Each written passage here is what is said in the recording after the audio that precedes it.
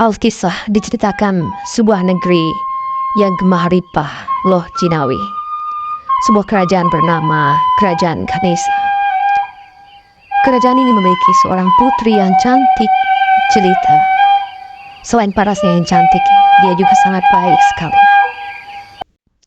Saking tersohornya sang putri raja ini, sehingga seorang pangeran dari Tanah Batak, dari dekat kota Medan, bernama Pangeran Panji Situmeang, datang untuk melamar sang putri.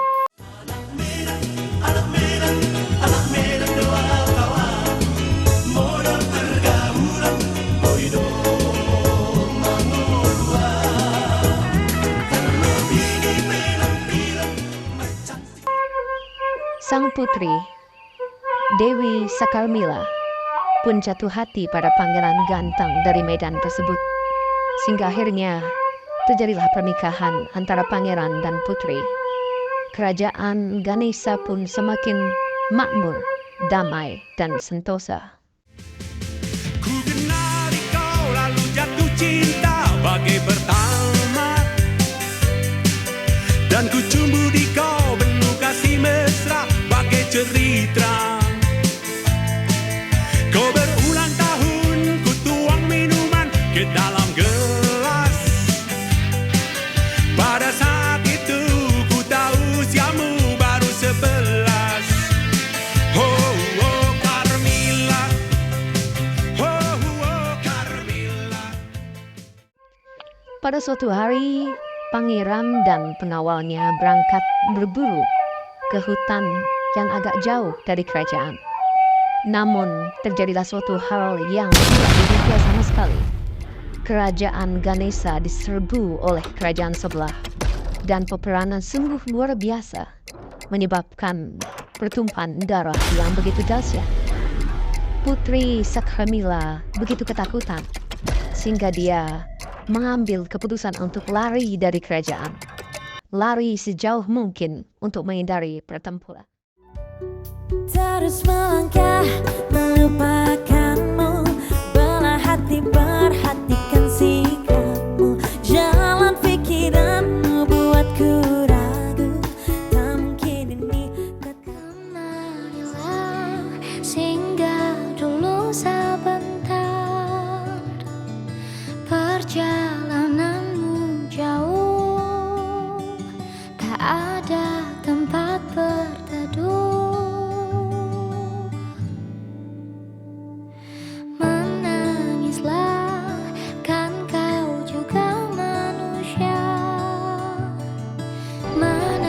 Hingga sampailah dia di sebuah rumah milik janda kaya bernama Nyai Intan.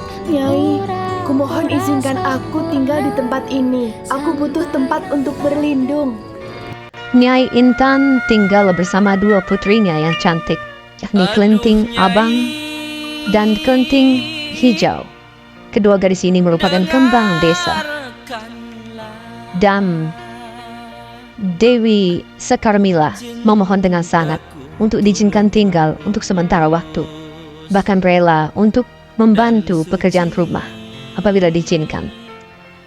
Nyai Intan mengizinkan dan mengangkat Dewi Sakarmila menjadi putri tirinya dan diberi nama dengan Kelenting Kuning. Demikianlah Kelenting Kuning tinggal bersama kedua kakak tirinya di rumah Nyai Intan.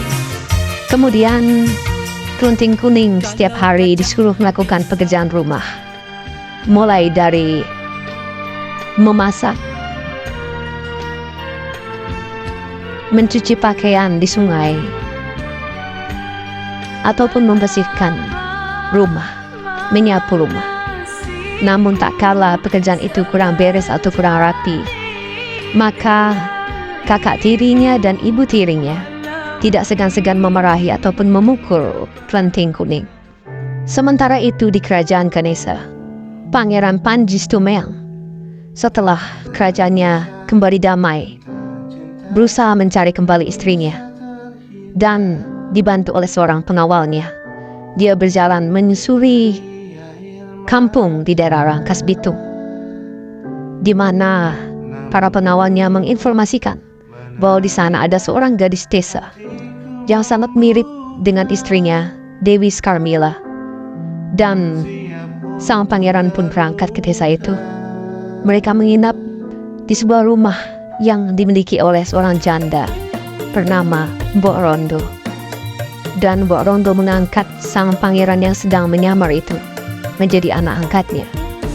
Nama sang pangeran pun diganti dengan nama Ande Lumut. Sang pangeran pun menceritakan keinginannya untuk mencari seorang teman pendamping hidupnya.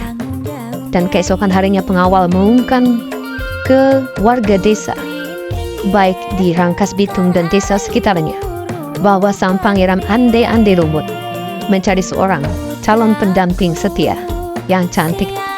Dan berita itu pun sampai juga di keluarga Nyai Intan beserta kedua anaknya, Kelenting Hijau dan Kelenting Merah, sangat bersemangat untuk mempersiapkan hari sayembara yang dinanti-nantikan untuk merebut hati sang pangeran. Mereka bersemangat untuk mempersiapkan hari yang dinanti-nantikan, dan sedang asik-asik berdandan mereka melihat Kelenting Kuning memperhatikan mereka. Mereka langsung menyuruh Kelenting Kuning untuk pergi ke sungai mencuci pakaian kotor mereka, sementara mereka bersiap-siap untuk berangkat ke pesta sayembara penentuan calon mempelai. Kelenting Kuning yang masih sangat setia dengan suaminya tidak ada niat sedikit pun untuk ikut sayembara. Dia bergegas berangkat ke sungai untuk mencuci pakaian kotor kakak-kakak tirinya. Dia mencuci dengan tekun, bersabar, berangkat. Ku tak ingin jauh, tak ingin berpisah. Mengapa semua selalu indah saat denganmu, sayang, untuk diakhiri. Andai engkau bisa mengerti betapa beratnya aku, harus aku tetap tersenyum padahal hatiku terluka. Adakah arti cinta ini? Namun tiba-tiba ada seekor burung bangau hinggap di tepi sungai tempat Kelenting Kuning mencuci pakaian. Betapa kagetnya Kelenting Kuning karena burung bangau itu dapat berbicara. Burung bangau itu menyampaikan bahwa Kelenting Kuning harus pergi ke pesta sayembara pencarian calon mempelai tersebut. Menurut burung bangau bahwa di pesta tersebut Kelenting Kuning akan bertemu dengan suaminya, yakni Pangeran Panji Stumela.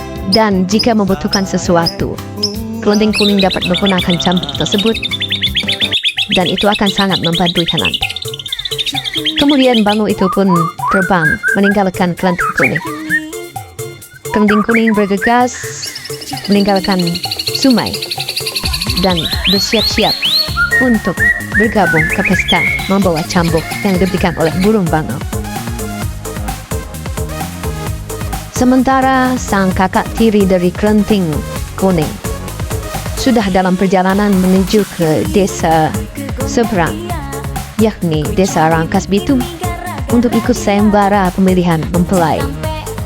Namun ketika mereka tiba di sisi sungai Ciberang, mereka bingung, sungai itu begitu dalam dan lebar, sementara tidak ada perahu untuk nyebrang. Namun tiba-tiba ada seekor kepiting raksasa yang muncul dari dasar sungai.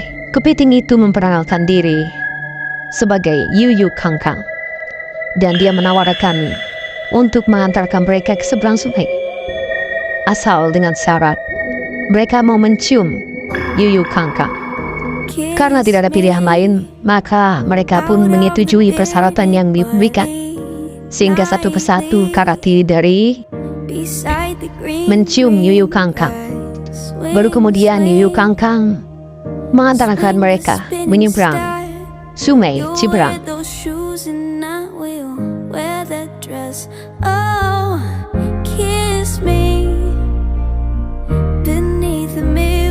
Twilight, lead me out on the moonlit floor. Lift your open strike up the band and make the fireflies dance in silver moon sparkling. Di barat sungai yang kering tiada air. Tak berapa lama kemudian, Kelenting Kuning pun tiba juga di sungai yang sama, di tepi sungai Ciberang. Dan dia juga bertemu dengan Yuyu Kangkang. Yuyu Kangkang menawarkan akan mengantarkan ke seberang, asal dengan syarat Kelenting Kuning mau mencium dirinya. Namun, Kelenting Kuning menolaknya. Dia tidak mau mencium Yuyu Kangkang karena dia sangat setia kepada suaminya. Kelenting Kuning pun mengambil cara dan mengingat bahwa dia memiliki cambuk. Cambuk itu dia kibaskan ke sungai, dan sungai pun dengan cepat mengering. Sungai Ciberem kering seketika, dan Yuyu Kangkang terkejut melihat hal itu. Dia memohon ampun kepada Kelenting Kuning. Dia berjanji akan mengantarkan Kelenting Kuning ke seberang, asalkan dengan syarat sungai kembali dibuat berair, berisi air, agar dia bisa hidup kembali di sungai tersebut. Kelenting Kuning pun menyanggupi persyaratan yang diberikan oleh Yuyu Kangkang. Akhirnya, Yuyu Kangkang mengantarkan Kelenting Kuning ke seberang sungai.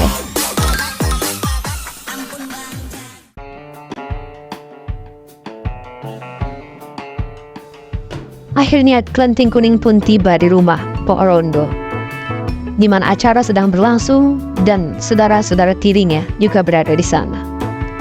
Akhirnya acara pun dimulai, dan di mana sang pangeran Ande-Ande Lumut mempersilahkan satu persatu tamunya.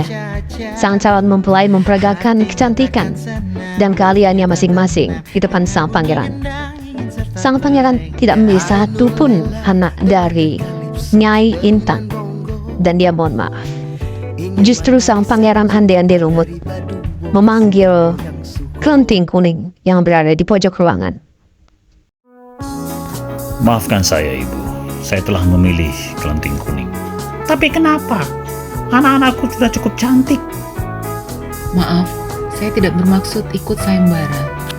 Saya hanya bermaksud bertemu suami saya, Panji Stumeyang, dari kerajaan Ganesha. Baiklah, saya akan membuka jati diri saya yang sebenarnya. Saya adalah Pangeran Panji Stumeyang dari kerajaan Ganesha. Saya datang menyamar ke sini menjadi Ande-Ande Lumut demi kembali menemui pujaan hati saya. Hah? Ternyata engkau suamiku. Aku sudah lama merindukanmu, Panji Stumeyang. Ku rasakan tatapan rembulan, kau dewiku. Akhirnya Panji Stumeyang dan Dewi Skarmila kembali bersatu. Mereka kembali ke kerajaan Ganesha, dan tidak lupa Mbok Rondo diajak ikut serta untuk kembali ke kerajaan, menumpang Yuyu Kangkang menyeberang sungai Ciberang. Dan Nyai Intan bersama anak-anaknya kembali ke desanya, sedih meratapi nasib akibat ketidakjujuran dan perlakuan mereka yang kurang baik terhadap orang lain yang menumpang di rumahnya, yakni Kelenting Kuning. Asmara dahana